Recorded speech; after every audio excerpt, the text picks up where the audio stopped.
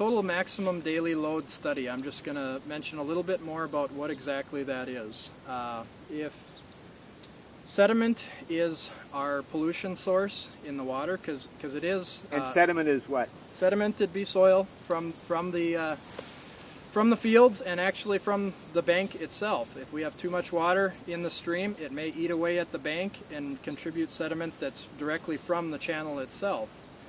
But anyway, there is a limit to the amount of sediment that we can have in the stream. And when we grab a sample, if we're above that limit, then this body of water will be listed as impaired for the pollution of sediment. Basically. Is that the difference between a clear stream and a muddy stream then? Sediment? Yes. Primarily, yes. There can be, when we take transparency tube readings, which would be a clear tube with a black and white disc at the bottom, and you basically let water out until you can see that black and white disc and see how many centimeters you have. There can be two things, primarily two things clouding that water, and it would be sediment. The other thing would be algae, so that can contribute to low transparency as well. And what's algae caused by?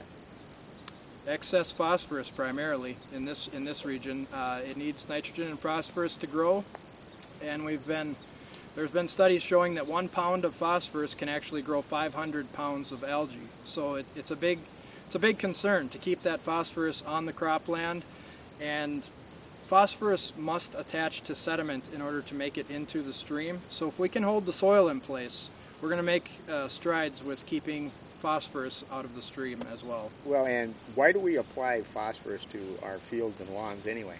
What's the point? Well, phosphorus is fertilizer, and if it can multiply from 1 pound of phosphorus to 500 pounds of algae, it does something similar on the cropland. It produces a better yield. It'll produce nice green grass, and it's food for plants is really what it is. So phosphorus is a good thing if it's making our grass green, our crops yield, but it's a bad thing if it attaches to the soil and gets into the water from water pollution. Correct. We need to keep it where it belongs. That'd be on your lawns.